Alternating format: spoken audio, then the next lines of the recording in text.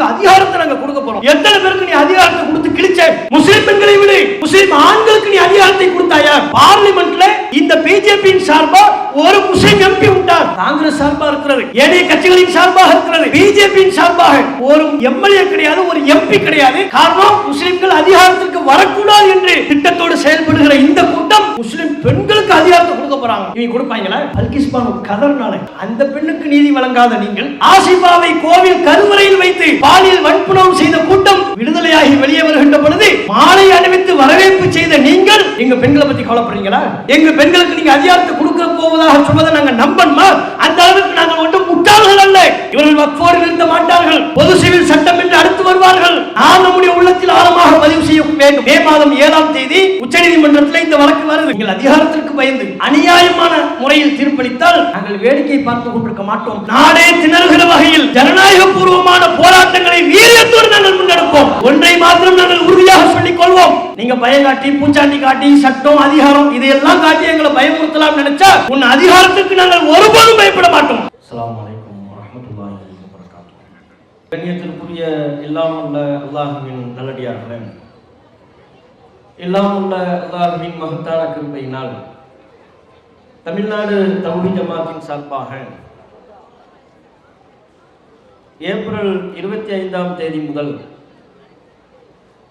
அடுத்த மாதம் மே 25ஆம் தேதி வரை தமிழகம் எங்கும் வக்ஃபு சட்டத்தினை திரும்ப பெற வேண்டும் என்பதை வலியுறுத்தி எங்கள் வக்ஃப் எங்கள் உரிமை என்கிற தலைப்பில் ஒரு மாத கால தீவிர பிரச்சாரத்தினை செய்ய திட்டமிட்டு அதன் அடிப்படையில் இன்றைய தேதியிலேயே தமிழகம் எங்கும் பல்வேறு பகுதிகளில் வக்ஃபு சட்ட திருத்தத்திற்கு எதிராக அதனை கொண்டு வருகிற மத்திய அரசிற்கு நம்முடைய எதிர்ப்புகளை தெரிவிக்கின்ற விதமாக பல்வேறு பகுதிகளிலே கண்டன பொதுக்கூட்டங்களையும் மக்களின் மத்தியிலே விழிப்புணர்வு பிரச்சாரத்தினையும் தொடர்ச்சியாக மேற்கொண்டு வருகிறோம். இந்த வக்ஃபு சட்ட திருத்தத்தில் நமது அடிப்படை உரிமைகளை எப்படியெல்லாம் மதிக்கின்றார்கள், எந்தெந்த வகையில் பறிக்கின்றார்கள் என்பதை அறிந்து கொள்வதற்கு முன்பு இவர்கள் இத்தகைய முஸ்லிம்களை அடக்கி ஒடுக்கக்கூடிய வகையிலான சட்டங்களை கொண்டு வருவதன் மிக முக்கியமான நோக்கத்தினை நாம் அறிந்து கொள்ள வேண்டும். ஒரு சமூகத்தின் மீது வெறுப்பையும் அச்சத்தையும் ஏற்படுத்திவிட்டால் அந்த சமூகத்தை நசுக்கின்ற பொழுது தட்டி கேட்பதற்கு யாரும் வரமாட்டார்கள். எவ்வளவு வேண்டுமானாலும் அந்த சமூகத்தை அடக்கி ஒடுக்க முடியும். அதற்கு முன்பாக அவர்கள் மீது பல்வேறு வெறுப்பு பிரச்சாரங்களை திட்டமிட்டு மேற்கொள்ள வேண்டும். இதுதான் பாசிசத்தின் அடிப்படை. நமது நாடு ஆங்கிலேயரிடம் அடிமைப்பட்டு கிடந்த பொழுது நமது முன்னோர்களுக்கு பெரும் கனவு ஒன்று இருந்தது. இந்த நாடு சுதந்திரம் பெற வேண்டும், ஆங்கிலேயர்களை விரட்டியடிக்க வேண்டும். ஆங்கிலேயர்களை விரட்டியடிக்க வேண்டும் என்றால் ஆங்கிலேயர்கள் மீது வெறுப்பு பிரச்சாரத்தில் ஈடுபட வேண்டும் என்கிற திட்டத்தை நம்முடைய முன்னோர்கள் கையில் எடுத்தார்கள். ஆங்கிலேயர்கள் முடிவெட்டுவதை போல் முடிவெட்டக்கூடாது, அவர்கள் எவ்வாறு ஆடை அணிகிறார்களோ அதுபோல் ஆடை அணியக்கூடாது, அவர்கள் தருகிற பட்டங்களை பதவிகளை பெறக்கூடாது, பெற்றிருந்தால் அவற்றை துறந்து விட வேண்டும், அவர்களின் கீழ் நாம் வேலை பார்க்கக்கூடாது, அவர்கள் இயற்றுகிற சட்டங்களுக்கு கட்டுப்படக்கூடாது என்று பல்வேறு வகையில் நாடெங்கிலும் ஆங்கிலேயர்களுக்கு எதிரான வெறுப்பு பிரச்சாரம் தீவிரமாக முன்னெடுக்கப்பட்டது. அந்த வெறுப்பு பிரச்சாரத்தின் பின்னணியில் ஒரு உயரிய நோக்கம் இருந்தது. அடிமை தலையிலிருந்து நம்முடைய நாடு சுதந்திரம் பெற வேண்டும் என்கிற நோக்கம், லட்சியம். அந்த லட்சியத்திற்காக அத்தகைய வெறுப்பு பிரச்சாரத்தினை மேற்கொண்டார்கள். அது வெற்றியும் பெற்றது. அதே பாணியில் தான் தற்போது ஆர்எஸ்எஸ் சித்தாந்தத்தை கை கொண்டிருக்கிற பாஜக முன்னெடுக்கிறது. இந்த இந்திய நாட்டிலிருந்து இதற்காக மகத்தான பங்களிப்பை வழங்கிய முஸ்லிம்களை விரட்டியடிக்க வேண்டும் என்றால், அவர்களை இரண்டாம் தர குடிமக்களாக மாற்ற வேண்டும் என்றால், அவர்களின் உரிமைகள் ஒவ்வொன்றாக பறிக்கப்பட வேண்டும் என்றால் அவற்றுக்கு முன்பாக ஒரு பலமான அடித்தளம் வேண்டும். அந்த அடித்தளம் தான் முஸ்லிம்களின் மீதான வெறுப்புணர்வு. ஒரு கற்பனையில நீங்க பாருங்க, நம்ம ஊர்ல ஒரு மளிகை கடை இருக்கிறது. அந்த மளிகை கடையின் மீது வெறுப்பு கொண்டவர்கள் வாடிக்கையாளர்கள் அங்கே செல்லக்கூடாது, வாடிக்கையாளர்கள் அங்கே குவியக்கூடாது, அவர்கள் வாடிக்கையாளர்களை எல்லாம் இழக்க வேண்டும், வியாபாரத்தில் அவர்களுக்கு நஷ்டம் ஏற்பட வேண்டும் அப்படின்னு சொன்னால் அந்த கடைகளின் மீது புரளிகளை அவதூறுகளை கிளப்பி விட்டால் போதும். அந்த கடையிலே போய் தேங்காய் வாங்குறேன், அதுல தேங்காவா தர்றான் பார், பருப்பு ஊசி போன பருப்பு, உளுத்து போன பருப்பு, அரிசி நேற்று தான் பார்த்தேன், அரிசி மூட்டையில 2-3 எலி ஓடுது பார், வேண்டாம்னு வந்துட்டேன் இப்படின்னு பொய்களை கிளப்பி விட்டால் போதும். சமூக வலைதளங்களிலே ஒரு கடையை பற்றியோ ஒரு நிறுவனத்தை பற்றியோ அவதூறு பிரச்சாரத்தில் ஈடுபட்டு விட்டால் மிக இலகுவாக மக்கள் மத்தியில் அந்த அவதூறு பிரச்சாரம் சென்றடைந்து விடுகிறது. அது பொய் என்று நிரூபிப்பதற்கு மிகப்பெரிய கால அவகாசம் தேவைப்படும். அதற்குள்ளாக இந்த பொய் செய்தி மக்கள் மத்தியில் பரவி அந்த கடையில போய் வாங்கக்கூடாது. அவன் ஏமாத்துறான், மோசடி பண்றான், கலப்படம் பண்றான். வெறுப்பு பிரச்சாரம் ஈடுபடுகிறதா இல்லையா? இதே பாணியை தான் முஸ்லிம்களின் மீது பாஜகவும் ஆர்எஸ்எஸும் சேர்ந்து செய்து கொண்டிருக்கிறது. இவர்கள் நம்மை சட்டத்தின் மூலமாக அதிகாரத்தின் மூலமாக அடக்கி ஒடுக்குவதற்கு முன்பே பல வெறுப்பு பிரச்சாரத்தை கட்டமைத்து விட்டார்கள். முஸ்லிம்களா பயங்கரவாதிகள், அவர்கள் ஏற்றுக்கொண்டிருக்கிற இஸ்லாமிய மார்க்கம் பயங்கரவாத மார்க்கம், முஸ்லிம் அல்லாதவர்களை காபிர்களை கொல்ல வேண்டும் என்று குர்ஆன் சொல்கிறது. அப்படிப்பட்ட குர்ஆனை இவர்கள் இறைவேதம் என்று ஏற்றுக்கொண்டிருக்கிறார்கள். இஸ்லாம் உண்மையில் பயங்கரவாதத்தை போதிக்கக்கூடிய மார்க்கமா? பயங்கரவாதத்திற்கு எதிராக கடுமையான குரல் எழுப்பக்கூடிய ஒரு வேதம் என்றால் அது இஸ்லாத்தின் வேதங்கள் தான். இஸ்லாம் பயங்கரவாதத்திற்கு எதிராக குரல் எழுப்புவதை போல வேறு எந்த மதமும் மார்க்கமும் பயங்கரவாதத்திற்கு எதிரான கண்டனங்களை பதிவு செய்ததில்லை. திருக்குர்ஆன் சொல்கிற ஒற்றை வசனம் போதுமானது. மன் கதல நஃப்ஸன் பிகைரி நஃப்ஸின் ஃபகஅன்னமா கதலன் நாஸ ஜமீஆ. ஒருவன் ஒரு உயிரை கொலை செய்து விட்டால், ஒரு மனித உயிரை அவன் கொலை செய்து விட்டால் உலகத்தில் உள்ள எல்லா மக்களையும் கொலை செய்தவர் போலாவார். இப்படி எந்த வேதம் சொல்கிறது? ஒரு உயிரை பறிக்கக்கூடிய அதிகாரம் உனக்கு இல்லை. அது அரசாங்கம் தக்க காரணத்தோடு முடிவெடுக்க வேண்டிய விஷயம், அரசாங்கத்தின் அதிகாரத்திற்குட்பட்ட விஷயம். நீ அந்த அதிகாரத்தை கையில் எடுத்து ஒரு உயிரை கொலை செய்து விட்டால் அது ஒரு உயிரை கொலை செய்த பாவம் அல்ல, உலகத்தில் உள்ள எல்லா மக்களையும் கொலை செய்த பாவத்தை நீ சுமக்க வேண்டியது வரும் என்று பயங்கரவாதத்திற்கு எதிராக கடும் கண்டனத்தை பதிவு செய்யக்கூடிய மார்க்கம் இஸ்லாம். ஆனால் இப்படிப்பட்ட இஸ்லாத்தை உலகமெங்கிலும் எப்படிப்பட்ட ஒரு தோற்றத்திற்கு ஆளாக்கி இருக்கிறார்கள்?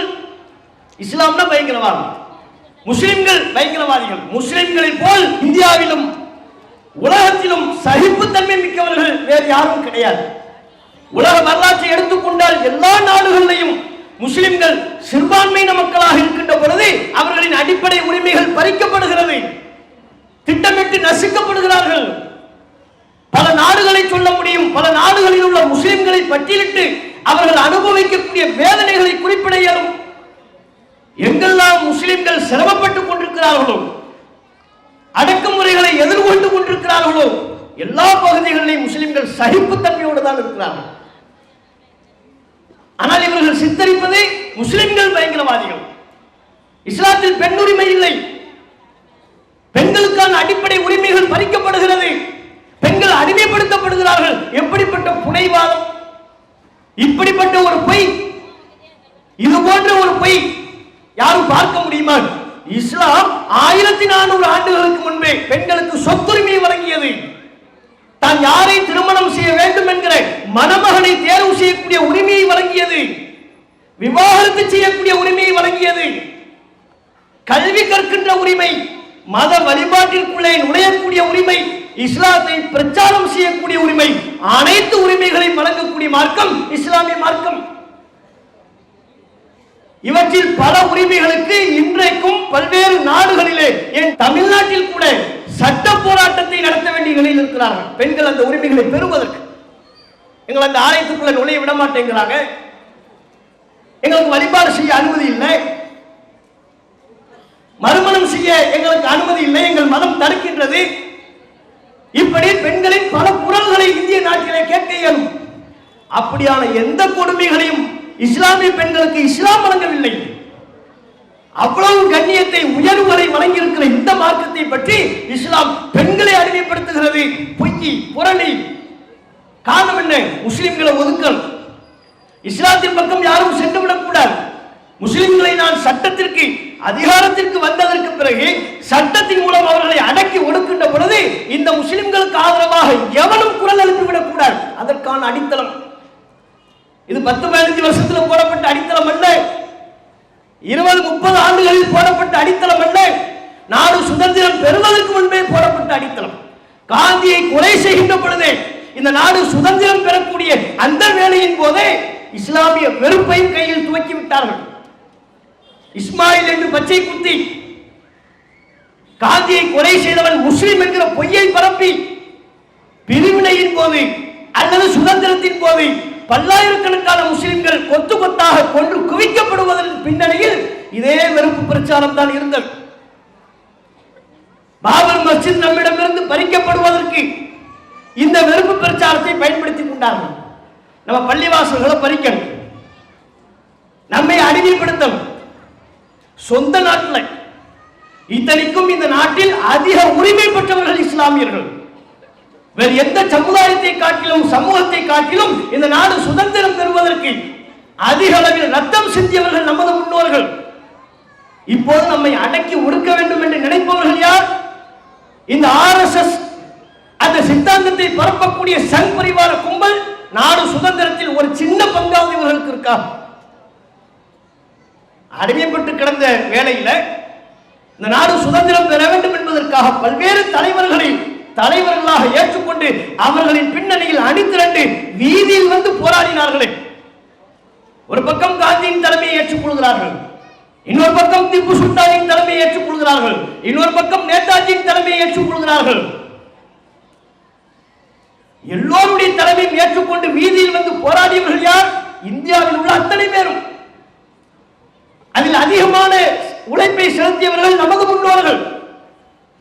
கிழவன் கிழவி, வயசானவங்க, ஆம்பளை பொம்பளை, சின்ன பிள்ளை, குழந்தைகள் எல்லோரும் போராடி கொண்டிருக்கிறார்கள். ஒரு கூட்டம் தான் ஒதுங்கி இருந்தது, இந்த RSS கூட்டம்.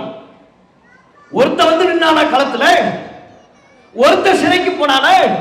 நமது திருநெல்வேலி மாவட்டத்திலிருந்து சுதந்திரத்திற்காக சிறை சென்ற முன்னோர்களின் பட்டியல்கள் பல பேரை நம்மால் சொல்ல இயலும். ஆனால் RSS அமைப்பிலிருந்து சுதந்திர போராட்டம் நாடெங்கிலும் நடந்த பொழுது இந்த RSS அமைப்பு இருந்ததா இல்லையா? இருந்தது.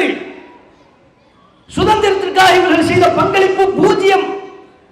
ஆனால் இவர்கள் இப்போது அதிகாரத்திற்கு வந்ததற்கு பிறகு சுதந்திரத்திற்காக பங்களிப்பு செய்த நம்மை அடக்கி ஒடுக்கணும் நினைக்கிறார். நமக்கு எந்த உரிமையும் இருக்கக்கூடாது என்கிறார்கள். நாங்கள் நினைச்சா உடைய எந்த சொத்தையும் எடுப்போம், நீதித்துறையை விலக்கி வாங்கி உடைய பள்ளிவாசலை வாங்குவோம், உங்களை தாக்குவோம், மாட்டிறைச்சி சாப்பிடக்கூடாது என்று சொல்லி அடித்தே கொள்வோம், ஜெய் ஸ்ரீராம் என்கிற கோஷத்தை சொல்ல சொல்லி உண்மை கொலை செய்வோம். யாரும் தட்டி கேட்பதற்கு வர மாட்டார்கள், வரக்கூடாது. இதுதான் அவருடைய திட்டம். இந்த திட்டத்தை படிப்படியாக செயல்படுத்துவதின் விளைவாகத்தான் இன்றைக்கு வக்ஃபு சட்டத்தில் வந்து நிற்கிறார்கள். என்னென்ன உங்களுக்கு எல்லா விதமான செயல்பாடுகளையும் செயல் திட்டங்களையும் வடிவமைத்து கொடுப்பதற்கு அவர்களுக்கு ஒரு குழு இருக்கிறது. சிந்தனை குழு என்று ஒன்றை வைத்துக் கொண்டு முஸ்லிம்களுடைய உரிமை என்னென்னலாம் இருக்கு, அரசமைப்பு சட்டத்தில் என்னென்ன மாற்றங்களை ஏற்படுத்தினால் இவர்களின் உரிமைகளை ஒவ்வொன்றாக பறிக்கலாம். அவங்க வகுத்து கொடுக்குறாங்க, அதை செய்யறாங்க. இல்லைன்னா இவங்களுக்கு ஏது நேரம்? மோடிஜி உலக நாடுகளை சுத்தி பார்க்கறதுக்கே அவருக்கு நேரம் இல்லை. காஷ்மீர்ல தாக்குதல் நடைபெறக்கூடிய நேரத்தில் கூட சவுதிக்கு தான் போய்கிட்டு இருக்கிறார். செய்தி கேட்டு தான் வந்தார். இல்லைன்னா சவுதியில போய் அந்த பகுதிகளெல்லாம் சுத்தி பார்த்துட்டு ஒரு காவா குடிச்சிட்டு அரபிக்காரக்கு குடிக்கிற ஒரு டீயை குடிச்சிட்டு வந்திருப்பார். இவர்கள் சிந்தனை செய்வதற்கு நேரமில்லை. இவர்களுக்கு பின்னணியில் ஒரு குழு இயங்கிக் கொண்டிருக்கிறார். அப்படித்தான் வக்ஃபு சட்டத்தை திருத்துகிறோம் என்கிற பேரில் நம்முடைய உரிமைகளை பறிக்க பார்க்கிறார்கள். இவங்க இந்த வக்ஃபு சட்ட திருத்தத்தில் என்னென்ன சொல்றாங்க நீங்க பாத்தீங்கன்னா, பல்வேறு திருத்தங்கள் வக்ஃபு சட்டத்தில் செய்யறாங்க. இவர்கள் கொண்டு வருகிற பிரதான திருத்தங்களை மாத்திரம் இந்த நேரத்தில் நாம் பதிவு செய்கிறோம். முதலாவது, வக்ஃபு வாரியத்தில் முஸ்லிம் அல்லாதவர்களை உள்ளே நுழைக்கிறார்கள். எப்படி உள்ளே நுழைக்கிறார்கள்? நாடெங்கிலும் லட்சக்கணக்கான மதிப்பில் ஏக்கர்கள் இருக்கிறது, வக்ஃபு சொத்துக்கள் இருக்கிறது. அவற்றை நிர்வகிப்பதற்கு மாநிலங்களில் வக்ஃபு வாரியம் ஒன்று இருக்கிறது. மத்தியில வக்ஃபு கவுன்சில் என்று இருக்கிறது. இந்த மாநிலத்தில் உள்ள வக்ஃபு வாரியத்தில் மொத்தமா 11 உறுப்பினர்கள். சட்டப்படி நமக்கு அரசமைப்பு சட்டம் சொல்லி இருக்கிற உரிமைப்படி அந்த 11 உறுப்பினர்களும் முஸ்லிம்களாகத்தான் இருக்க வேண்டும். மத்தியில் இவற்றை கண்காணிப்பதற்கு வக்ஃபு கவுன்சில் என்று ஒன்று இருக்கிறது. அந்த வக்ஃபு கவுன்சில் மொத்தம் 22 உறுப்பினர்கள். அந்த 22 உறுப்பினர்களும் முஸ்லிம்களாகத்தான் இருக்க வேண்டும் என்று அரசமைப்பு சட்டம் நமக்கு அனுமதி வழங்கி இருக்கிறது. நம்முடைய உரிமை அது, நம்ம சொத்துல. அது மோடிஜி தந்த சொத்தா? கவர்மெண்ட் நமக்கு தந்த சொத்தா? நம்ம பாட்டன் முப்பாட்டன்மார்கள் இஸ்லாமிய மார்க்க சிந்தனை உள்ளவர்கள், சமுதாய நோக்கம் கொண்டவர்கள், பள்ளிவாசல்களை அமைத்துக் கொள்வதற்கும் மதரசாக்களை அமைத்துக் கொள்வதற்கும், முஸ்லிம்கள் இறந்து விட்டால் அவர்கள் அடக்கம் செய்வதற்குமான பல இடங்கள், கல்வி நிறுவனங்களை ஏற்படுத்திக் கொள்வது, இப்படி நல்ல நோக்கங்களுக்காக வேண்டி நாளெங்கிலும் வக்ஃபு செய்தார்கள். நம்ம முன்னோர்கள் உருவாக்கிய சொத்து, ஒரு நாள்ல சேர்ந்த சொத்து இல்லை, நேற்று அறிவு பண்ணி இன்னைக்கு சேர்ந்த சொத்து இல்லை. சுதந்திர காலத்திற்கு முன்பிருந்தே இஸ்லாமிய மார்க்கம் சொல்கிற தான தர்மங்களின் சிந்தனைக்கு ஆள்பட்ட தனவந்தர்கள் கொஞ்சம் கொஞ்சமா வக்ஃபுக்கு கொடுத்து பல்லாண்டுகளாக சேர்ந்த சொத்துக்கள், அவற்றை ஒரே சட்டத்தின் மூலமாக கொள்ளையடிக்க பார்க்கிறது இந்த கும்பல், இந்த திருட்டு கும்பல். ஒரு சட்டத்தின் மூலமாக சில திருத்தங்களை மேற்கொண்டு அத்தனை சொத்துக்களையும் கொள்ளையடித்து விடலாம் என்கிற கனவில் இருக்கிறது இந்த கும்பல். அப்ப மாநிலத்தில் 11 உறுப்பினர்கள் அனைவரும் முஸ்லிம்களாக இருக்கணும் சட்டம். புதிதாக இவர்கள் ஏற்றிருக்கிற வக்ஃபு சட்டத்தின்படி 2 முஸ்லிம் அல்லாதவர்கள் கண்டிப்பா இருக்கணும். இவங்க கொண்டு வர்றாங்க 11 பேர்ல 2 முஸ்லிம் அல்லாதவர்கள் கம்பல்சரி இருக்க வேண்டும், கட்டாயம். அது மட்டும் இல்லை, மொத்த 11 உறுப்பினர்கள் அதிகபட்சமாக 7 உறுப்பினர்கள் வரையிலையும் முஸ்லிம் அல்லாதவர்கள் இருக்கலாம். பாருங்க எப்படிப்பட்ட கைமைத்தனம். 2 முஸ்லிம் அல்லாதவர்கள் கண்டிப்பா இருக்கணும், அதை சேர்த்து உள்ளடக்கி அதிகபட்சமா 11ல 7 உறுப்பினர்கள் வரை முஸ்லிம் அல்லாதவர்கள் இருக்கலாம். அவன் இருக்கலாம்னு சொல்லிட்டாலே செயல்படுத்துவான்னு அர்த்தம். இருக்கலாம் ஒரு லாபம் போட்டா நீங்க கண்டிப்பா அதை செயல்படுத்த போறோம்னு அர்த்தம். அப்ப வட மாநிலங்களை நினைச்சு பாருங்க, 11ல 7 முஸ்லிம் அல்லாதவர்கள், ஒரு எண்ணிக்கை கூடுதலா இருக்கலாம். 7 பேர் அவங்க ஆட்கள் உள்ள வக்ஃபு வாரியத்தில் வந்துட்டாங்கன்னா என்ன நடக்கும்? என்ன முடிவை முஸ்லிம்கள் சமுதாய நோக்கத்தோடு முடிவெடுக்க இயலும்? மீதம் உள்ள 4 உறுப்பினர்களை வைத்து என்ன செய்ய முடியும்? நிலங்களை எல்லாம் தாரை வார்ப்பதற்கு, தனியாருக்கு தாரை வார்ப்பதற்கு, கொள்ளையடிப்பதற்கு இந்த 7 உறுப்பினர்கள் சேர்ந்து ஒரு முடிவு எடுத்து விட்டால் போதும், முடிந்து விட்டது. அரசு சொல்லக்கூடிய உத்தரவுகளுக்கு அவர்கள் கட்டுப்பட்டு நடப்பார்கள், அவ்வளவுதான். அதே போல மத்தியில் இருக்கக்கூடிய வக்ஃபு கவுன்சில்ல மொத்தம் 22 உறுப்பினர்கள், எல்லாருமே முஸ்லிமா இருக்கணும்ங்கிறது சட்டம், இப்போதைய நடைமுறை.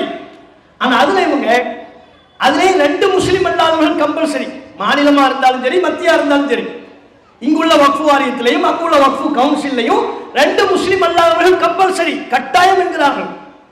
அங்க அதிகபட்சமா மத்தியில் உள்ள வக்ஃபு கவுன்சில்ல அதிகபட்சமாக 22ல 12 உறுப்பினர்கள், மெஜாரிட்டி ஆக்கலாம் பாருங்க, 22ல 12 உறுப்பினர்கள் வரை முஸ்லிம் அல்லாதவர்கள் இருக்கலாம். இருக்கலாம்னு சொல்லிட்டாலே அதைத்தான் செயல்படுத்துவார்கள் என்பது அர்த்தம். அப்ப என்ன நமக்கான உரிமை என்ன? நம்ம சொத்தை நம்ம நிர்வாகம் பண்ணக்கூடாதா? இங்க நாங்க என்ன கேட்கிறோம்? முஸ்லிம் அல்லாதவர்கள் மீது எங்களுக்கு எந்த வெறுப்பும் இல்லை. இந்த கூட்டம் முஸ்லிம் அல்லாதவர்கள் மீது வெறுப்பை பரப்புகிற கூட்டம் அல்ல, எங்கள் உரிமையை கேட்கிற கூட்டம். எங்க சொத்து பா, எங்க பாட்டன் முப்பாட்டன்மார்கள் எங்களுக்கு கொடுத்த சொத்து, அரசு கொடுத்த சொத்து இல்லை. அதுவும் எப்படிப்பட்ட சொத்துக்கள்? வழிபாட்டு தளம் தொடர்புடைய சொத்து, பள்ளிவாசல் சம்பந்தப்பட்டது, நாங்கள் புனிதமாக மதிக்கக்கூடிய, நாங்கள் நம்புகிற ஏக இறைவன் அல்லாஹ்வை வணங்கி தொழுகிற பள்ளிவாசல்களை அமைக்கக்கூடிய சொத்துக்கள், அந்த நோக்கத்தில் தான தர்மம் வழங்கப்பட்ட சொத்துக்கள், அவற்றை நிர்வகிப்பதற்கு எங்களுக்கு உரிமை இல்லையா? எங்க சொத்தை நாங்கள் நிர்வாகம் பண்ணக்கூடாதா? இதுதாங்க நம்ம கேட்கிற கேள்வி. எங்கள் சொத்தை நிர்வகிப்பதற்கு எதற்கு முஸ்லிம் அல்லாதவர்களை உள்ளே நுழைக்கிறீர்கள்? அவங்களுக்கு பள்ளிவாசல்களை பத்தி தெரியுமா? அதில் உள்ள சடங்கு சம்பிரதாயங்கள், முஸ்லிம்களின் நம்பிக்கைகள், அவர்களுடைய குர்ஆன் சொல்லக்கூடிய போதனைகள், நபி அல்லாஹ் சொன்ன அறிவுரைகள், இதுவெல்லாம் முஸ்லிம் அல்லாதவருக்கு தெரியுமா? தெரியாதுல்ல. அப்ப அவங்களை எதுக்குள்ள குறைக்கிறீங்க? சரி, இப்படிப்பட்ட ஒரு பார்வையை இந்த நாட்டில் உள்ள அனைவருக்கும் அப்படித்தான் நீங்கள் செயல்படுத்துகிறீர்களா? ஒரு வாதத்திற்கு அனைவருக்கும் இவர்கள் இப்படித்தான் செயல்படுத்துகிறார்கள் என்றால் அப்போது கூட நாம் தட்டி கேட்க வேண்டும். ஏன்பா எல்லாருக்கும் இதை பண்ற, உனக்கு எதுக்கு இந்த வேலைன்னு கேட்கணும். கவர்மெண்ட் மத விவகாரத்தில் நுழைய வேண்டிய அவசியம் என்ன அப்படி கேட்கணும். நாம அனைவருக்கும் இது இல்லை. இந்தியாவில் உள்ள முஸ்லிம்களுக்கு மட்டும் இந்த பார்வை, இந்த பாரபட்சம், இந்த அநியாயம். இந்த அறநிலைத்துறை இருக்கிறது. அறநிலைத்துறையின் உறுப்பினர்களோ அதனை கண்காணிக்கிற ஆணையர்களோ அது சம்பந்தப்பட்ட அமைச்சர்களோ இந்து அல்லாதவர் வர முடியுமா? வந்தால் ஏற்றுக்கொள்வார்களா? நாமே ஏற்க மாட்டோம். கோவில்களை நிர்வகிப்பதற்கு, கோவிலுக்கு வழங்கப்பட்ட சொத்துக்களை நிர்வகிப்பதற்கு எதற்கு முஸ்லிம் தேவையில்லையே. தேவாலயங்களை நிர்வகிப்பதற்கு, சர்ச்சுகளை நிர்வகிப்பதற்கு எதற்கு இந்து தேவையில்லையே. கோவில்கள் அது சம்பந்தப்பட்ட நிலங்களை இந்துக்கள் பார்த்துக் கொள்வார்கள், அவங்களுக்கு அந்த ரைட்ஸ் இருக்கு. தேவாலயங்கள், சர்ச்சுகள் அவற்றை நிர்வகிப்பதற்கு கிறிஸ்தவர்களுக்கு உரிமை இருக்கிறது. அதுபோல் பள்ளிவாசல்கள் அது சம்பந்தப்பட்ட சொத்துக்களை நிர்வகிப்பதற்கு முஸ்லிம்களுக்கு உரிமை இருக்க வேண்டுமா இல்லையா? எங்கள் உரிமை மாத்திரம் ஏன் பறிக்கிறீர்கள்? நீங்க பாருங்க, இடையில தமிழ்நாட்டில் ஒரு சம்பவம் நடந்துச்சு. தஞ்சாவூர்ல பாபநாசம்ங்கிற, தஞ்சை மாவட்டம் பாபநாசத்துல ஒரு கோவில் இருக்கிறது. அந்த கோவிலுக்கு அறங்காவலர் ட்ரஸ்ட் நிர்வாகி தேர்வு செய்யப்படுறார். பத்திரிகையில பேர் வருகிறது, இந்த கோவிலுக்கு ட்ரஸ்ட் நிர்வாகி தேர்வு செய்யப்பட்டு விட்டார். யாரு? நர்கீஸ் கான் தேர்வு செய்யப்பட்டு விட்டார் அப்படின்னு பேர் பத்திரிகையில செய்தி. இந்த பிஜேபி கும்பல் பார்த்தது, நர்கீஸ் கான் பேரை பார்த்த உடனே அதர்றாய். கான் கான்னாலே இவங்களுக்கு ஆகாது. கான் எங்கேயோ கேட்டமா இருக்க, கஃபூர் கான், ரஹீம் கான் கண்டிப்பா முஸ்லீம் தான். பாய் கோவிலுக்குள்ள எதுக்கு பாய்க்கு என்ன வேலை? ஹெச் ராஜா ஒரு பதிவு போடுறாரு. ஹெச் ராஜா பேஸ்புக்ல சமூக வலைதளத்தில் என்ன பதிவு போடுறாரு? இந்த நிகழ்வை எதிர்த்து கோவில் அறங்காவலராக முஸ்லிம் நியமனமான், இதுபோல் மசூதி பொறுப்புகளில் ஒரு இந்துவை தமிழக அரசு நியமிக்குமான், இது கோவில்களை திட்டமிட்டு அழிக்கும் முயற்சி. ஹெச் ராஜா பதிவு. கோவில்களை நிர்வகிப்பதற்குரிய ஆகம விதிகள் முஸ்லிம்களுக்கு தெரியுமா? அப்ப எதுக்கு கோவிலை நிர்வகிக்க முஸ்லிமை கொண்டு வந்து போடுறீங்க? பொங்குறார், சமூக வலைத்தளத்தில் பொங்குறாரு, அறிக்கை பறக்குது. அதை சங்கிகள் வேறு கீழ்மட்டத்தில் பரப்பி கொண்டிருக்கிறார்கள். ஆஹா, கோவில்களை அபகரிக்க முஸ்லிம் வந்து விட்டார் பாருங்க, நர்கீஸ் கான் அவர் பேரு. கடைசியில் நர்கீஸ் கானே வந்துட்டார். டேய், நானே ஹிந்துடா, நான் ஒரு ஹிந்து, ஐஎம் ஏ ஹிந்து. அவர் வந்துட்டார். என் பேர் தான் நர்கீஸ் கான், நான் இந்து, என்னுடைய பெற்றோர் இந்து, நாங்கள் பாரம்பரிய இந்து வழிமுறையின்படி வந்தவர்கள், எங்களுடைய முன்னோர்கள் தான் அந்த கோவில்களை நிர்வகித்துக் கொண்டார்கள். பேருக்கான காரணத்தை சொல்றாரு. எங்க அம்மா பிரசவத்தில் இருக்கும்போது, ஆஸ்பத்திரியில் இருக்கும்போது பிரசவம் ரொம்ப சிரமமா இருந்துச்சு. அப்போ ஒரு டாக்டர், ஒரு நர்ஸ், அவங்க தான் ரொம்ப சிரமமா இக்கட்டான சூழ்நிலையில பார்த்தாங்க. அவங்க பேரு நர்கீஸ் கான். அந்த பேரை அவங்க நினைவா எங்க பெற்றோர்கள், என்னுடைய குடும்ப உறுப்பினர்கள் எனக்கு வச்சுட்டாங்க. இப்பவும் அப்படி நிறைய பேர் இருக்கிறாங்க தமிழ்நாட்டில். அது மாதிரி நிறைய பேரை பார்க்கலாம். இந்துக்கள்ல சில பேருக்கு முஸ்லீம்கள் பேர் இருக்கும். காரணம் கேட்டீங்கன்னா, இல்லைங்க நாங்கள்லாம் எங்க பாரம்பரியம், மாமா மச்சான்களாம் பழகிட்டு இருந்தோம், எங்க தகப்பனாருக்கு ஒரு முஸ்லீம் நண்பர் இருந்தார், அவர் மீது உள்ள நேசத்தினால் எனக்கு இந்த பேரை வச்சுட்டாருன்னா சொல்லுவாங்க. அப்படியான கதையாளர்கள் தமிழகத்தில் அதிகமாக இருக்கிறது. அப்ப அவர் காரணம் சொல்றாரு, நர்கீஸ் கானுக்கு காரணம் சொல்லிட்டாரு. எப்ப எனக்கு பிரசவம் பார்த்த அம்மா ஒரு முஸ்லீம், அவர் பேரை எனக்கு பெற்றோர்கள் வச்சுட்டாங்க, மற்றபடி நான் ஹிந்து. அப்படியே பெட்டி பம்பா அடங்கிட்டாங்க. இப்ப நம்ம என்ன கேட்கிறோம்? ஒரு கோவில் அந்த நிர்வாகத்தில் நர்கீஸ் கான்கிற பேரை பார்த்தவனே உங்களுக்கு கோபம் வருதுல, அந்த கோபம் நியாயமானது. கோவிலை நிர்வகிப்பதற்கு முஸ்லிம் தேவையில்லை. ஹெச் ராஜா கேட்ட கேள்வி சரிதான். ஒரு முஸ்லிமுக்கு கோவிலை நிர்வகிக்கிற ஆகம விதிகள் தெரியாது. அதே மாதிரி பள்ளிவாசல்களை நிர்வகிக்கிற இஸ்லாமிய ஷரியத்தினுடைய சட்டங்கள் முஸ்லிம் அல்லாதவருக்கு தெரியுமா? அப்ப இதனை மாத்திரம் நாங்கள் சகித்துக் கொள்ள வேண்டும் என்று கட்டாயப்படுத்துறீங்க. இதை ஏற்றுக்கணும்ங்கிறீங்க. இது அநியாயம் இல்லையா? இது பாரபட்சம் இல்லையா? சென்னை குளத்தூர் இந்த அறநிலையத்துறையின் கீழ் இருக்கக்கூடிய ஒரு காலேஜ் இருக்கிறது, ஆர்ட்ஸ் அண்ட் சயின்ஸ் காலேஜ் இருக்கு. அந்த காலேஜில் ஆசிரியராக வேலை செய்வதற்கு, அந்த காலேஜில் நிர்வாகம் பண்றதா ஒரு டீச்சர், ஒரு சப்ஜெக்டுக்கு பாடம் நடத்துற ஒரு டீச்சர் காலி இடம் இருக்கிறதுன்னு அறிவிப்பு செய்யறாங்க. அதுல சுஹைல்ங்கிற ஒரு முஸ்லீம் அப்ளை பண்றாரு. அப்ளை பண்ணா அந்த கல்லூரி நிர்வாகமும் நிராகரிக்கிறது. சென்னை உயர்நீதிமன்றம் அவர் வழக்கு தொடுக்கிறார். கல்லூரி இந்த அறநிலையத்துறையின் கட்டுப்பாட்டில் இருக்கிற அவர்கள் நிர்வகிக்கிற கல்லூரி தான். நான் பாடம் நடத்ததானுங்க போறேங்க, மேக்ஸ் பாடம் நடத்தக்கூடாதா ஒரு முஸ்லீமே? பாடம் நடத்துறது தப்பான்னு ஹைகோர்ட் போயிட்டார். ஹைகோர்ட்டும் சொன்னது இல்லை இல்லை, அது முழுக்க முழுக்க இந்த அறநிலையத்துறையின் கட்டுப்பாட்டில் இருக்கிறது, அங்கே முஸ்லிமுக்கு வேலை இல்லை. அரசாங்கம் தான் எல்லோரையும் சமமாக நடத்த வேண்டும், அரசாங்கத்திற்கு அப்பாற்பட்ட மத நிறுவனம் அனைவரையும் சமமாக நடத்த வேண்டும் என்கிற அவசியம் இல்லை. இந்த நாட்டில் உள்ள ஒவ்வொரு சிறுபான்மை சமூகத்திற்கும் ஒவ்வொரு மதத்தை பின்பற்றுகிற மக்களுக்கும் அவ்வாறு தனித்தனியான உரிமைகள் இருக்கிறது. உங்கள் கோரிக்கை நிராகரிக்கப்படுகிறது. சுஹைல் இப்ப அந்த ஆசிரியரை இல்லை, சேர்க்கவே இல்லை. இந்த அறநிலையத்துறையின் கட்டுப்பாட்டில் இருக்கிற கல்லூரியில ஆசிரியராக ஒரு முஸ்லீம் இருக்க இயலவில்லை. இதை நாங்கள் வெறுப்பு பிரச்சாரமா பண்ணல, ஒரு வாரத்திற்கு அதை சரியென்றே வைத்துக் கொள்வோம். அதற்கு இடமளிக்காத நீங்கள், நாங்கள் எங்கள் பள்ளிவாசல்களை நிர்வகிப்பதற்கு, எங்கள் சொத்துக்களை நிர்வகிப்பதற்கு முஸ்லிம் அல்லாதவர்களை நாங்கள் விட வேண்டுமா? உங்களுக்கு இருக்கிற அந்த உரிமை எங்களுக்கு இல்லையா? இதன் மூலம் நீங்கள் உருவாக்க விரும்புகிற அந்த சித்திரத்தை தான் நாங்கள் எதிர்க்கிறோம். அப்ப முஸ்லிம்கள் இந்த நாட்டில் இரண்டாம் தர குடிமக்களா இருக்கணும். நீங்க அரசாங்கம் என்ன சட்டம் போட்டாலும் நாங்கள் எதிர்த்து கேள்வி கேட்க கூடாது. நான் சொல்றது கேளுன்னு சொல்வீங்க, நான் கேட்டு போகணும். எப்படி அதை எப்படிப்பா நாங்கள் கேட்டு போக முடியும்? நீ நியாயமாக சரியாக சொன்னால் தானே கேட்க இயலும். நாம் அனைவரும் உயர்வாக மதிக்கிற அரசமைப்பு சட்டத்தின்படி சொன்னால் தான் நாங்கள் ஏற்றுக்கொள்வோம், மதிப்போம். அரசமைப்பு சட்டத்தை மீறி சொல்லுகிற எந்த ஒரு கருத்தும், அது பிரதமராக இருந்தாலும், உயர் நீதிமன்றமாக இருந்தாலும், உச்ச நீதிமன்றமாக இருந்தாலும், அவற்றை ஏற்றுக்கொள்ள வேண்டிய அவசியம் எங்களுக்கு இல்லை.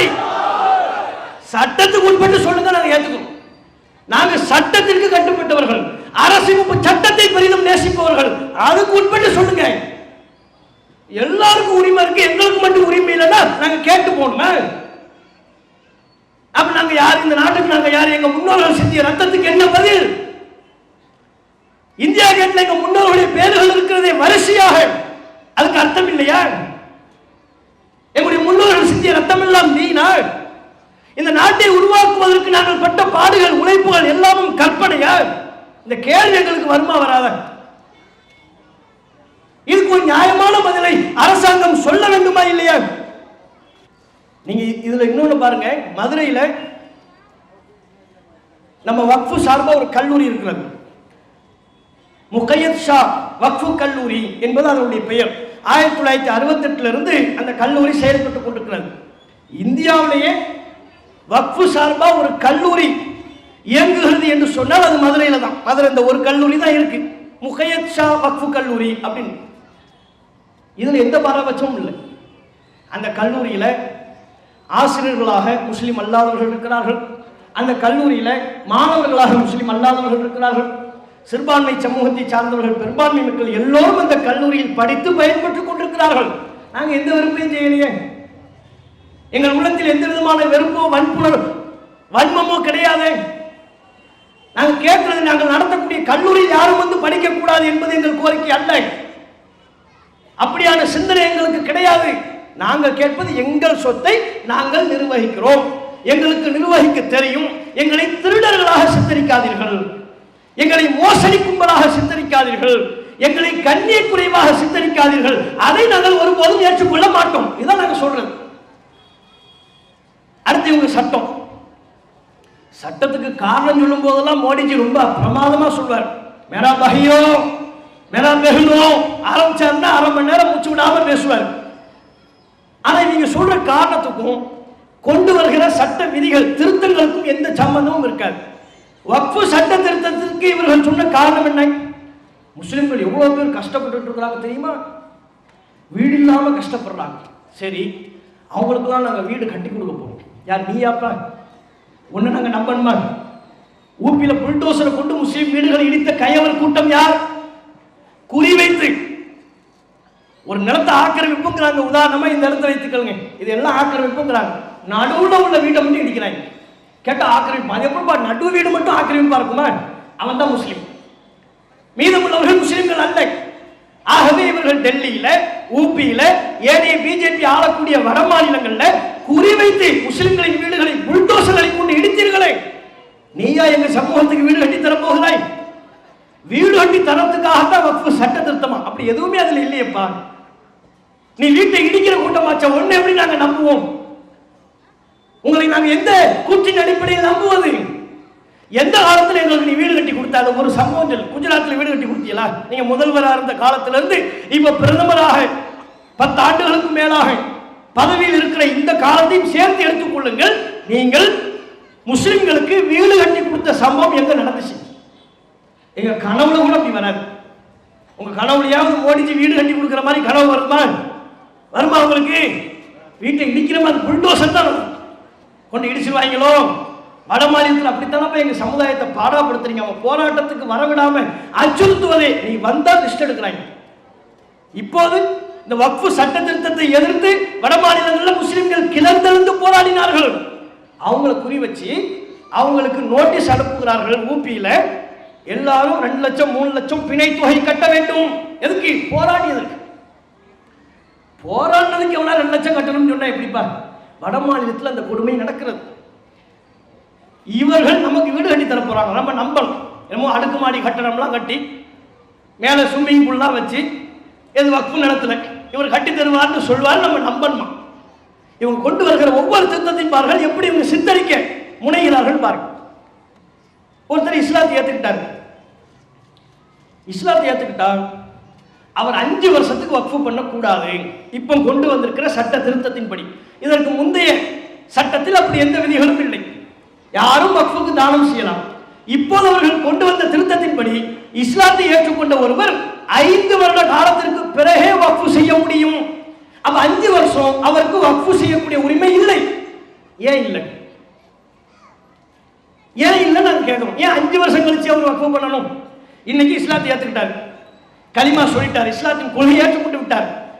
இவர் வக்ஃபுக்கு எதையுமே கொடுக்கக்கூடாது. அடுத்த வருஷம் கொடுக்கலாமா? கொடுக்கக்கூடாது. அந்த உரிமை இல்லை. 2வது வருஷம் கொடுக்கலாமா? இஸ்லாத்தை ஏற்று 2 வருஷம் ஆயிடுச்சு. வக்ஃபுக்கு சொத்துக்களை கொடுக்கலாமா? கூடாது. 3 வருஷம் 4 வருஷம் 5 வருடம் வரை 5 வருடம் பூர்த்தியாகாமல் அவர் வக்ஃபிற்கு எதையும் தானம் செய்யக்கூடாது. 5 வருஷத்துக்கு பிறகு கூட அவர் பிராக்டிசிங் முஸ்லிமாக இருத்தல் வேண்டும். இஸ்லாத்தை பின்பற்றுகிற முஸ்லிம். உனக்கு எப்ப அந்த கவலை? இஸ்லாத்தை பின்பற்றுகிற முஸ்லிமா இருக்கணுமா? அப்படின்னா என்ன? 5 வேளை தொழுகிறாங்கன்னு பார்ப்பாங்க. இனி வரக்கூடிய காலத்தில் உளவுத்துறைக்கெல்லாம் வேலை என்ன? பாய் ஃபஜ்ருக்கு போறாரா? பிராக்டிசிங் முஸ்லிமா இருக்கிறாரா? எந்த பள்ளிக்கு போறாரு? கடை பள்ளிக்கு போறாரா? வாகர் பள்ளிக்கு போறாரா? தௌஹீத் ஜமாத் பள்ளிக்கு போறாரா? சுன்னத் ஜமாத் பள்ளிக்கு போறாரா? நோன்பு வச்சாரா? எல்லாத்தையும் உளவுத்துறை நோட் எடுத்துக்கிட்டு இருக்கும். ஏன்? இஸ்லாத்தை நடைமுறைப்படுத்துகிறாரா என்பதையும் அவர்கள் உறுதிப்படுத்தணுமா? அப்ப ஒரு முஸ்லீம் நோன்பு வைக்கல, உளவுத்துறை ரிப்போர்ட் போயிடும்.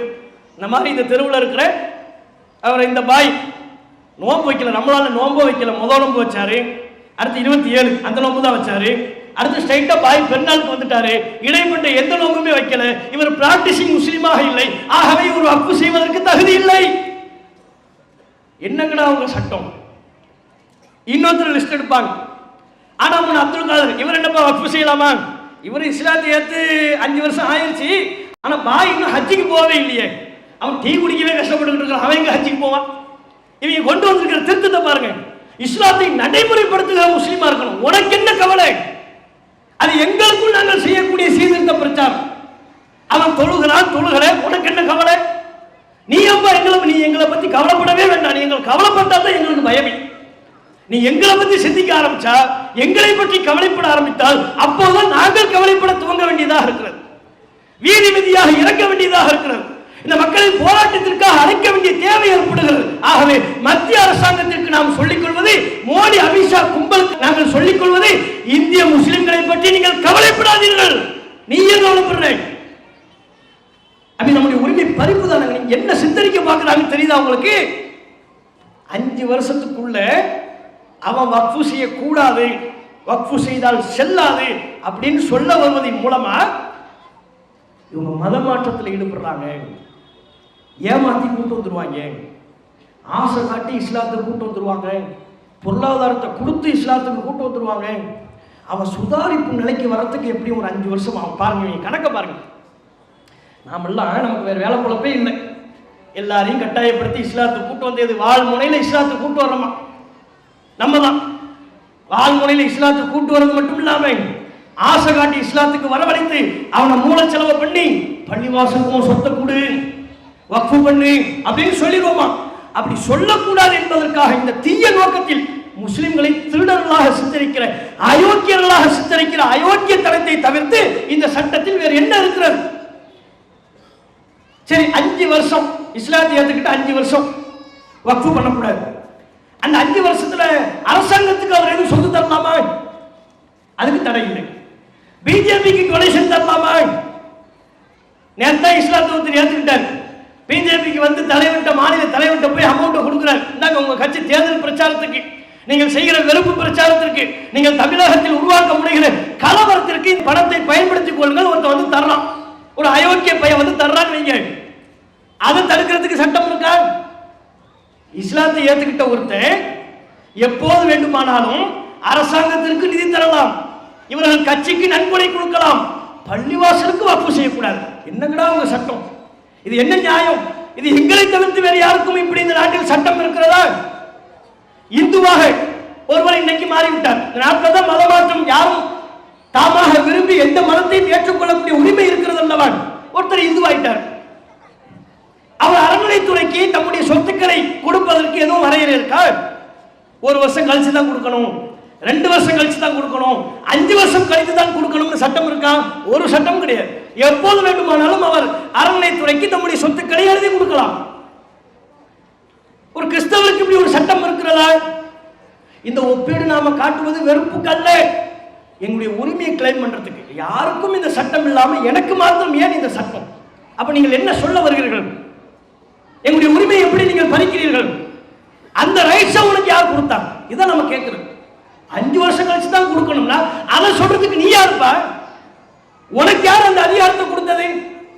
அவன் விரும்பினா என்றைக்கும் பள்ளிவாசல் கொடுப்பான், அவன் விரும்பினா பள்ளிவாசல் வகைகளுக்கு வக்ஃபு செய்வான்.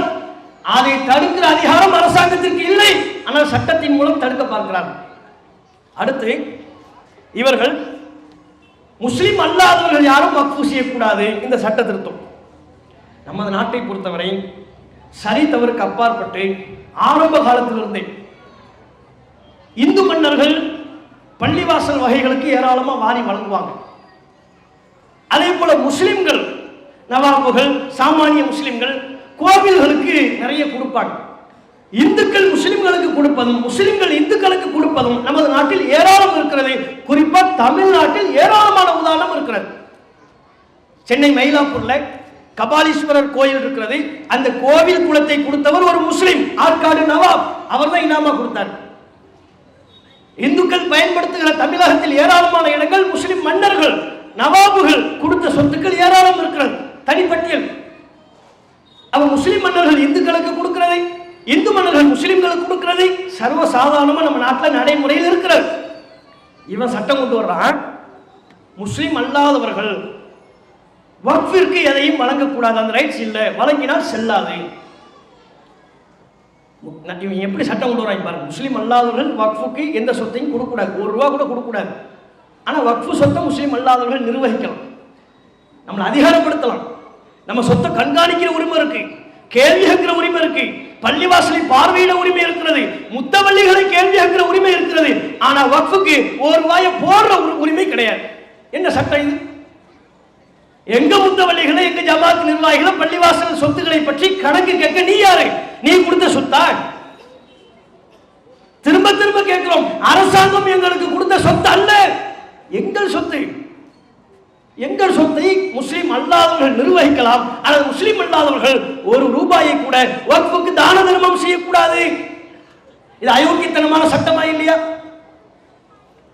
அடுத்து இவர்கள்,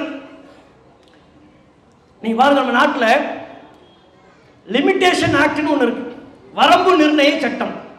1963 இந்த சட்டத்தை கொண்டு வந்தாங்க. வரம்பு நிர்ணய சட்டம்னா என்ன? ஒருத்தர் இன்னொருத்தர் அடிச்சிட்டாரு, கடுமையா உடம்புல காயம் ஏற்பட்டு விட்டது. இப்ப காவல்துறையில போகணும் அல்லது நீதிமன்றம் போகணும், கிளைம் பண்ணணும். கிளைம் பண்றதா இருந்தால் அதற்கான கால அளவு என்ன? அல்லது ஒருவர் என்னுடைய பொருளாதாரத்தை திருடி விட்டார், எனக்கு ஒப்பந்த மோசடி செய்து விட்டார், இதோ போய் நான் காவல்துறையிலேயோ நீதிமன்றத்திலேயோ கிளைம் பண்ணுவதற்கு கால அவகாசம் என்ன? என்ன ஒருத்தன் அடிச்சுட்டா நான் போறேன், எப்ப அடிச்சாரு? அது 1963 ஆரம்பிச்சா அந்த வழக்கை ஏத்துக்கலாமா கூடாது. 88 என்ன ஒன்று அடிச்சிட்டாங்க. எப்போ போய் சொல்றாரு? 2025 போய் ஒருத்தர் சொல்றாரு என்ன அடிச்சிட்டாங்க, கொலகார பாவி யாருப்பா, இந்த இன்னாலுதான். எப்போ உன கொலை பண்ண வந்தான்? அது 92 வந்தான்.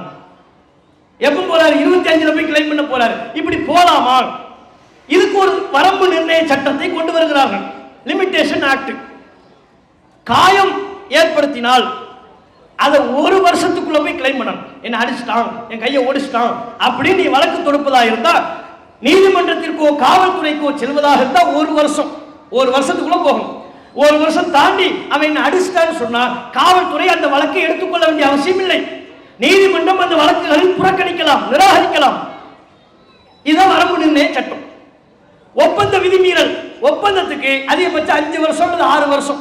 என்ன மோசடி பண்ணிட்டான், என் பொருளாதாரத்தை திருடிட்டான், நீங்க வழக்கு கொடுக்கிறதா இருந்தா 6 வருஷத்துக்குள்ள போகும்.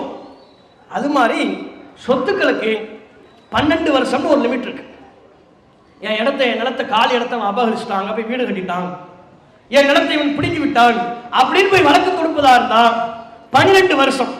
12 வருஷத்தை தாண்டி விட்டால் அந்த நிலம் அவனுக்குரிய நிலமாகவே இருந்தாலும் அதை கிளைம் பண்ணக்கூடிய உரிமை அவனுக்கு கிடையாது. இதுதான் லிமிட்டேஷன் ஆக்ட் சொல்லுது.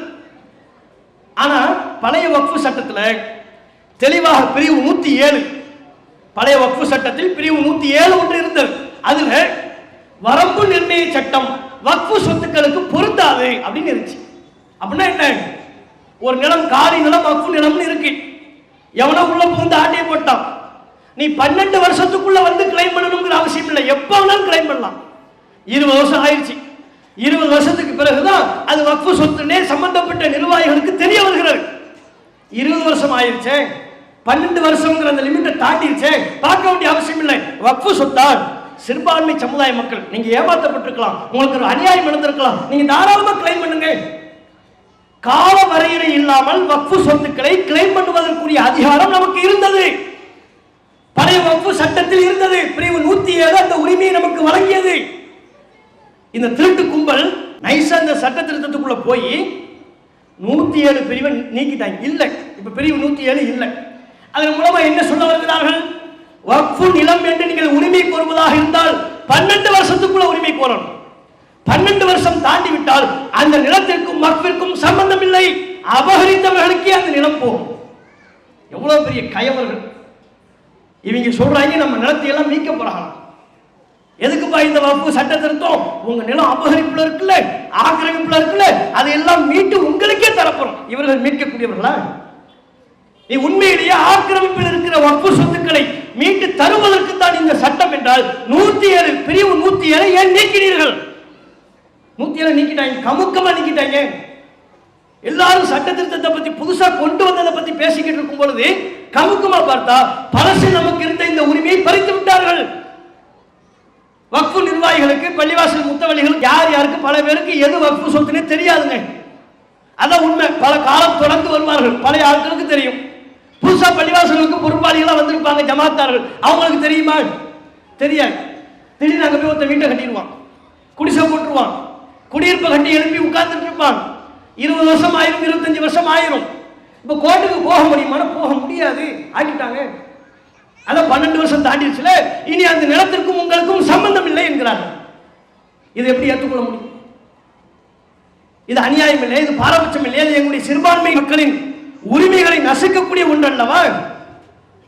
அதே மாதிரி இப்ப கொண்டு வந்திருக்கிற புதிய சட்ட திருத்தத்தில் 6 மாதத்திற்குள் எல்லோரும் வக்ஃபு சொத்துக்களை, அது சம்பந்தப்பட்ட அதிகாரிகள், இவங்க ஒரு இணையதளம் கொடுத்திருக்கிறாங்க, அந்த போர்ட்டல்ல நீங்க பதிவு பண்ணுங்க, ஆதாரங்களோடு ஆவணங்களோடு பதிவு பண்ணணும்ங்கிறாங்க.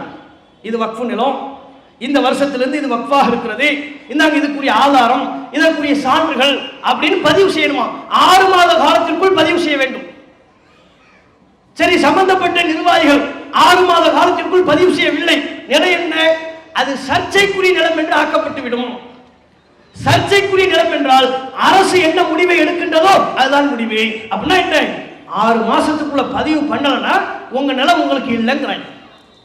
அப்ப எத்தனை லட்சம் ஏக்கர் நிலத்தை கொள்ளடிக்க இவங்க திட்டம் திட்டுறாங்க. எப்படி எப்படிலாம் நுணுக்கமா சட்ட திருத்தத்தை கொண்டு வருகிறார்கள். வக்ஃபு பை யூசர், பயன்பாட்டு அடிப்படையில் இது வக்ஃபு அப்படின்னு சொல்லி ஒன்று இருக்கு. முஸ்லிம் முன்னோர்கள் தானமாக கொடுத்தது ரெண்டு வகையில தானமாக கொடுத்தாங்க. ஒன்று எழுத்துப்பூர்வமா, இந்தாங்க இந்த நிலம் அதுக்குரிய பட்டா பேப்பர் இது வக்ஃபாக்கிருங்க இப்படின்னு கொடுத்தாங்க. அது அதுக்குரிய எழுத்துமானங்கள் ஆவணங்கள் இருக்கும், அது தனி.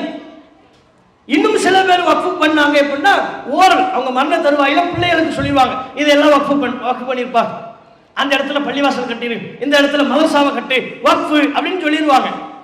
இஸ்லாத்தின்படி வாய்மொழியாகவும் வக்ஃபு செய்யலாம். ஆனால் இவர்கள் இப்போது கொண்டு வந்திருக்கிற புதிய சட்ட திட்டத்தின்படி வாய்மொழி வக்ஃபு செல்லாதுங்கிறாங்க.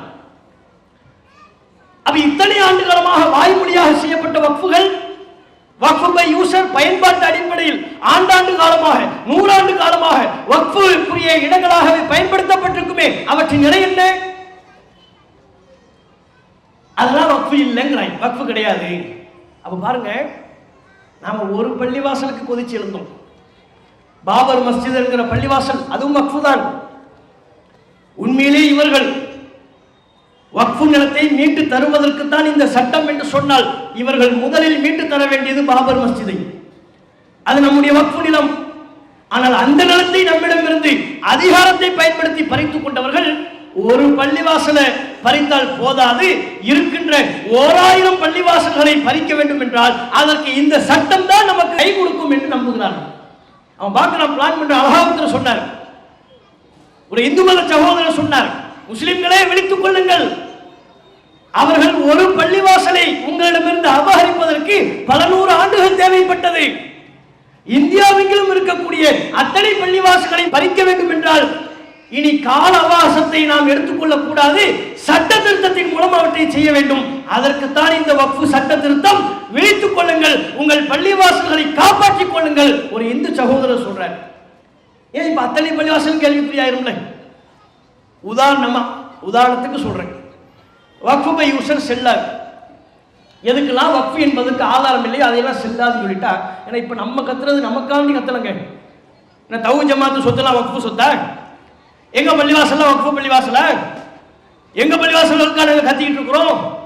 இந்தியாவெங்கிலும் உள்ள முஸ்லிம் முன்னோர்கள் நமக்காக வேண்டி வழங்கிய சொத்துக்களில் ஒன்றை கூட நாம் இழந்துவிடக் கூடாது என்கிற அக்கறையில் நாங்கள் கத்தி கொண்டிருக்கிறோம். இப்ப வருவான், பெரிய குத்துபா பள்ளிவாசலுக்கு வருவான், வாவர் பள்ளிக்கு வருவான், இதோ இந்த பள்ளிவாசல் புதுமலை குத்துபா பள்ளிவாசலுக்கு வர்றான், கடைய பள்ளிக்கு வர்றான், ஆவணங்களை தாண்டி கேட்பான், கண்டிப்பா கேட்பான். வர மாட்டான் என்பதற்கு உத்தரவாதம் இல்லை, வருவான். சங்கி அதிகாரிகள் இருக்கின்ற வரை அது நடக்கும். திருப்பரங்குன்றத்தில் பிரச்சனை செய்தார்களா இல்லையா? ஆண்டாண்டு காலமாக அந்த மலைக்கு மேலே தர்கா இருக்கிறது, முஸ்லிம்கள் சென்று வந்து கொண்டிருக்கிறார்கள். அந்த தர்காவை இடமாற்றம் செய்ய வேண்டும் என்று குரல் எழுப்பியவர்கள் தானே, ஒரு அதிகாரி தானே அங்கே முஸ்லிம்களை மேலே செல்லக்கூடாது என்று தடுத்தார். அதிகார மட்டத்திற்குள் சங் பரிவார் சிந்தனை கொண்டவர்கள் உள்ளே நுழைகின்ற பொழுது இந்தியாவில் வட மாநிலங்களில் எது நடைபெறுகின்றதோ அது தமிழகத்திலும் நடக்கும். நாம தான் விழிப்புணர்வா இருக்கணும். வருவான், எடுக்க ஆவணங்களை எடுங்கன்னு கேட்பான். நம்ம கிட்ட உண்மையிலேயே ஆவணம் இருந்தால் நம்ம முன்னோர்கள் எந்த நிலையில இருந்தாங்க, ஆவணங்களை பாதுகாத்தா இருந்தாங்க. இப்போ உங்களை எல்லாம் பார்த்து பெர்த் சர்டிபிகேட் எடுத்துருவான்னு கேட்கிறேன், எடுத்து வந்துருவீங்களா? பெர்த் சர்டிபிகேட் எல்லாருக்கும் இருக்குமா? இருக்கும். இருக்கிறத நம்ம ஒழுங்கா பாதுகாத்திருக்க மாட்டோம். நம்முடைய முன்னோர்கள் அதை எடுத்து எங்கேயோ மேல வச்சிருப்பாங்க, அது எலி தின்னு இருக்கும், அல்லது பால் அடைஞ்சு தூசி அது கடைந்து நாசமா போயிருக்கும். அந்த பிரச்சனை ஒரு பக்கம். இன்னொன்னு போட்டோ ஒத்து பார்ப்பாரு. இவரும் ஒன்னா இருக்கு. போட்டோவில் இருக்கிற பாயும் நம்ம கண்ணுக்கு முன்னால் நிற்கிற பாயும் ஒன்னா, போட்டோவில் இருக்கிற பாயம்மாவும் நம்ம கண்ணுக்கு முன்னால் இருக்கிற பாயம்மாவும் ஒன்னா அப்படின்னு பார்ப்பாங்க. எந்த போட்டோ வச்சு நம்ம எடுத்த போட்டோ இல்லை, நான் ஸ்டுடியோவில் போட்டோ எடுத்து அதை கொண்டு பாருங்கன்னா பார்க்க மாட்டான். அவன் ஆதார் கார்டை தான் பார்ப்பான். ஆதார் கார்டு சும்மாவே சொல்ல வேண்டியதில்லை. நம்ம மூஞ்சியாவே இருக்காது. யதார்த்தத்திலாவது கொஞ்சம் நல்லா இருக்கும் மூஞ்சி. ஆதார் கார்டில் பார்த்தா அகோர லட்சணத்தில் இருக்கும். அதை கொண்டு போய் யார் நம்ம பொண்ணு கேட்டாலும் பொண்ணு தர மாட்டாங்க. நமக்கு இந்த ஆளுக்கு என்னங்க மூஞ்சி அஷ்டகோணலா இருக்கு, இவருக்கெல்லாம் நாங்கள் பொண்ணு கொடுக்க மாட்டோம்ன்றாங்க. ரொம்ப சந்தோஷப்படாது. பெண்களுக்கு அதே நினைத்தான். அந்த பெண் போட்டோவை கொடுத்து பொண்ணு பார்க்க வர்றாங்க, மாப்பிள்ளை வீட்டில இருந்து போட்டோ தாங்கன்னு கேட்கறாங்க. ஆதார் கார்டை எடுத்து கொடுக்குற தைரியம் யாருக்கு இருக்கா? நாங்க இதாங்க பொண்ணு போட்டோ பார்த்து முடிவு சொல்லுங்க, பார்க்கவே வேண்டாம் வேண்டாம்ன்றாங்க.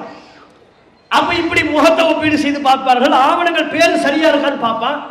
எழுத்து எதுவும் மாறி இருக்கா, ஸ்பெல்லிங் மிஸ்டேக் சொல்லவே வேண்டாம். அரசு அதிகாரிகள் போய் நம்ம ஒரு பேர் சொன்னோம்னா அவர் ஒரு பேர் எழுதுவார். நாம ஒரு பேர் அகமது கான் அப்படின்னு எழுதணும் வைங்களேன், என்னங்க சொன்னீங்க திரும்ப சொல்லுங்கன்னு கேட்பார். 3 முறை திரும்ப சொல்லுங்கன்னு கேட்டு அங்க இஹமது கீன் போட்டுருவார். அகமது இஹமது ஆக்கிடுவார். அந்த ஆவண்ணாவை ஈயண்ணாவை ஆவண்ணால் மாத்திரத்துக்கு வருஷ கணக்கில் நம்ம அலையணும் திரியணும். இதெல்லாம் அனுபவிச்சது தானே. பாஸ்போர்ட்ல பேர் மாத்த எத்தனை பேர் அலைஞ்சிக்கிட்டு இருக்கிறாங்க, அரசு ரேஷன் கார்டில் பேர் மாத்த எத்தனை பேர் அலைந்து கொண்டிருக்கிறார்கள். இதுவெல்லாம் நடைமுறை வாழ்க்கையில சின்ன சின்ன பிரச்சனைகளோடு போய்விடும். இப்ப வக்ஃபு சட்ட திருத்தம் என்று வரும் பொழுது, வக்ஃபு பை யூசர் செல்லாது என்று வரும் பொழுது, அனைத்துக்குமான ஆதாரத்தை காட்ட வேண்டும் என்று வரும் பொழுது பள்ளிவாசலுக்கு வருவானே, ஆதாரத்தை தான் கேட்பான். ஆதாரம் இல்லைன்னா என்ன நட? எத்தனை பள்ளிகளை நாம் இழக்க வேண்டியது வரும். கொத்துவா பள்ளிவாசலில் நமக்கு இல்லை என்று சொல்வான், கரையப்பள்ளி இல்லை என்பான், நாவற்பள்ளி இல்லை என்பான். கேட்டால் ஆவணம் இல்லை, ஆவணத்தை காட்டினாலும் அந்த ஆவணம் சரியில்லை என்று சொல்வான். எப்படிங்க விட முடியும்? எப்படியாவது இந்த கொடுமை நாம் எப்படி சகித்துக் கொள்ள முடியும்? உண்மையா சொல்றோம், உளப்பூர்வமா சொல்றோம். இவர்கள் இந்த வக்ஃபு சட்ட திருத்தத்தை கையில் பயன்படுத்திக் கொண்டு தமிழ்நாட்டிற்குள் வந்து உள்ளே நுழைந்து நமது பள்ளிவாசல்களை அபகரிக்க முயற்சித்தால், அது எந்த பள்ளிவாசல்களாக இருந்தாலும் சரி, கருத்து வேறுபாடுகளை கலைந்து அந்த பள்ளியை காப்பதற்கு நாங்கள் முதல் அணியில் வந்து நிற்போம். அது கடைப்பள்ளியா இருந்தாலும் சரி, வாவர் பள்ளியா இருந்தாலும் சரி, எந்த பள்ளிவாசலா இருந்தாலும் சரி. நமக்குள்ள உள்ள கருத்து வேறுபாடு வேற, நம்ம என்னைக்கு ஆகிற வரையிலும் பேசுவோம். இவன் யாரு நம்ம சொந்த அபகரிக்க? நம்ம பள்ளிவாசலுக்குள்ளே நுழைந்து நமது அதிகாரி, நம்முடைய இமாம்களை, நம்முடைய முத்தவள்ளிகளை கேள்வி கேட்க இவன் யாரு? இவனுக்கு யார் அந்த ரைட்ஸை கொடுத்தார்? அப்ப எல்லா பள்ளிவாசல்களையும் அபகரிப்பதற்கு இவர்கள் உள்ளே நுழைகிறார்கள்.